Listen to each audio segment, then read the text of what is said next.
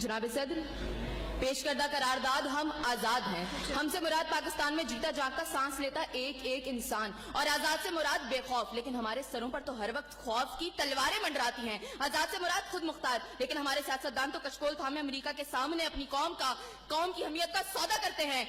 आजाद से मुराद किसी के ताबे ना होना, लेकिन हम तो आज भी उन्हीं जागीरदारों, उन्हीं वडेरों, उन्हीं लुटेरों, उन्हीं जाबिर, उन्हीं जालिम, उन्हीं बेहिस और बेबस हुक्मरानों के ताबे हैं।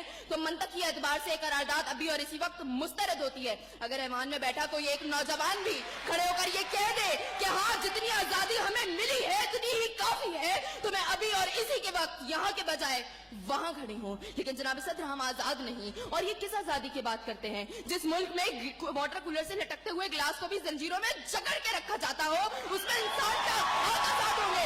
जनाब सदर, हम आजाद नहीं है।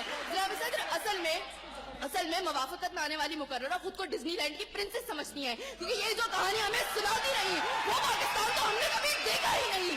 जनाब सदर, जिस मुल्क के सियासतदानों की तरक्की का आलम ये हो कि उनकी दौलतों में दिन दुगनी और रात चुगनी होती हो, और तरक्की का दारोमदार ये हो, तो फिर मैं कैसे कहूँ कि हम आजाद हैं? जिन मुल्क के सियासतदानों के नाम पनामा लीक्स में लीक होते हो और स्टोर मचने पर फकत अवाम को लैपटॉप का लॉलीपॉप दे जाता हो, तो मैं कैसे कहूँ कि हम आजाद हैं? जनाब सदर, जिस मुल्क की हुक्मरानी और हुकूमत का ढांचा तक बैनुल अक़वामी इस्तेमार ने बनाया हो, तो फिर मैं कैसे कहूँ कि हम आजाद हैं? जिस मुल्क का अदलिया का सिस्टम तक किसी और का लिया हुआ हो, तो मैं कैसे कहूँ कि हम आजाद हैं? जनाब सदर, और जिस आजादी की ये बात कर रही थी, जिन हरी झंडियों की ये बात ये कर रही थी, जब कल यही झंडियां हमारी पैरों के तले रोती जाएंगी और कोई उनको उठाने वाला ना होगा, तो फिर मैं इनसे पूछूंगी कि अरे कौन सी आजादी?